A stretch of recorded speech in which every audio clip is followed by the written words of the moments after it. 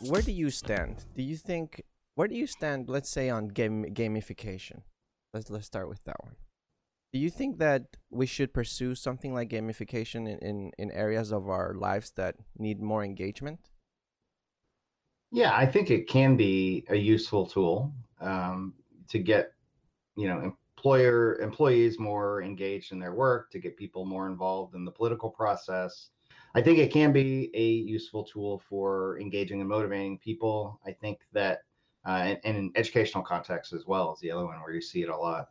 But I think that gamification is often just kind of slapped onto something, where you put up like a leaderboard and hey, I've gamified this classroom, or you put up like points and badges, and you're like, your work is gamified now. Can't wait for the high performance to start rolling in. Mm-hmm. And I think that's a very short-sighted approach that the better practitioners of gamification would also tell you to avoid.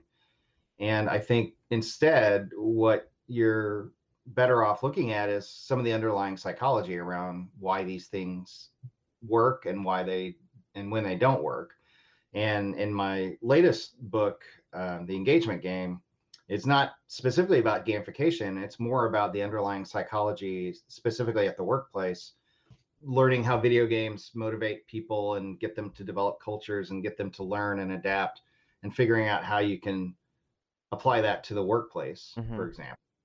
And in some parts of the book, I go in and I talk about things that look like, gamification, like competition, like what gets people to collaborate and compete. And there's a lot of different areas of psychology you can draw from, again, where it's like, if you put a leaderboard in front of a bunch of people, then a lot of times what you may be doing is triggering goal setting, because they're not really necessarily interested in a leaderboard.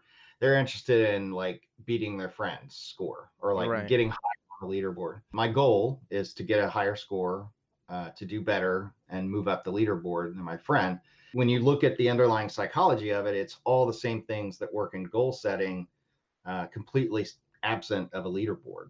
Mm-hmm. So you set a goal, it's realistic, you get feedback about what you're doing and how it's closing the gap between where you are and what you Right. want to be.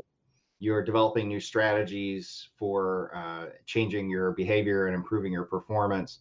You're monitoring those strategies, et cetera. There's decades and decades of research on how goal setting works in different contexts. I always like to put that up as an example, because like it wasn't the leaderboard that changed people's behaviors, it was them adopting a goal. So yeah, you can do like points or badges, but the underlying mechanism is still around like reward schedules and giving people something good, in response to to behavior that you want them to do more of. And that's been, again, like studied for decades and decades and decades at this point in psychology, making social comparisons with other people and getting context for my performance based on how other people are being rated, Mm-hmm. is another example that I go into in the book as well.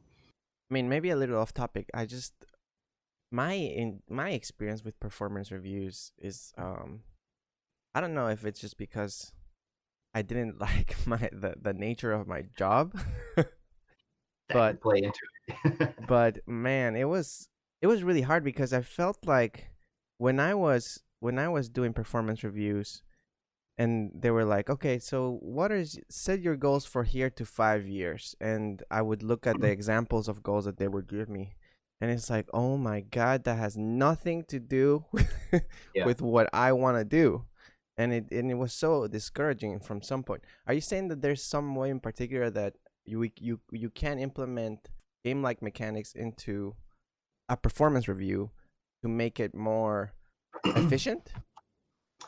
So what I would argue and what I talk about in the engagement game is actually that if you wanted to look to video games for inspiration on how to manage somebody's performance, you in fact would not do like an annual or even like a 6-month performance review. Mm-hmm. You would do something closer to what video games do, where you give people much more timely feedback. You give people feedback about their work that is specific to behaviors that they've done and not their character or who they are. You set goals for them that are meaningful and more short term. You let them make meaningful social comparisons with other people. So there's all of these ways that video games do feedback, for Mm-hmm. example, all those things that I just described. And there's all of these ways that video games do goal setting, that kind of marry those two together and reward flexibility and learning and all of these other things.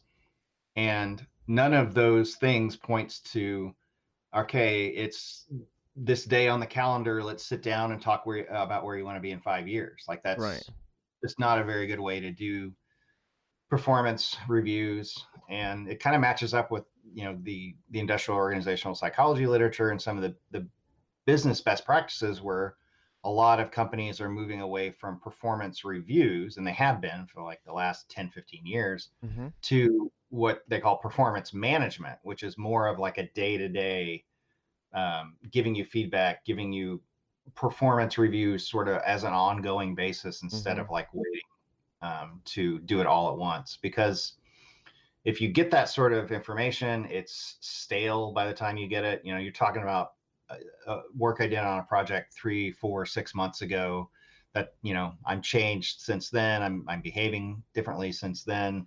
Or maybe you only remember the stuff that I've done in the last few weeks, and you ignore all of my accomplishments up to Right. that point. Whereas video games are much more timely and much more specific and much more effective, and they keep us more engaged as a result. Right.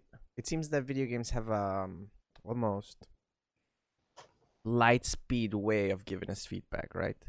Mhm. Everything that we do in the game immediately, is transferred back to us either as like, oh, you won, you died, you did well, here's your score. Totally.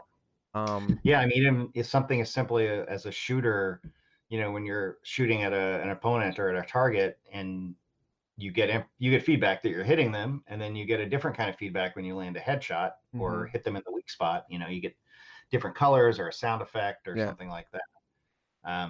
That level of immediate feedback about telling you that, hey, you're being competent at this, you're increasing your skill, or yeah, you won the match, or you were the MVP, or Sure. you won that shootout because the other guy is going back to respawn.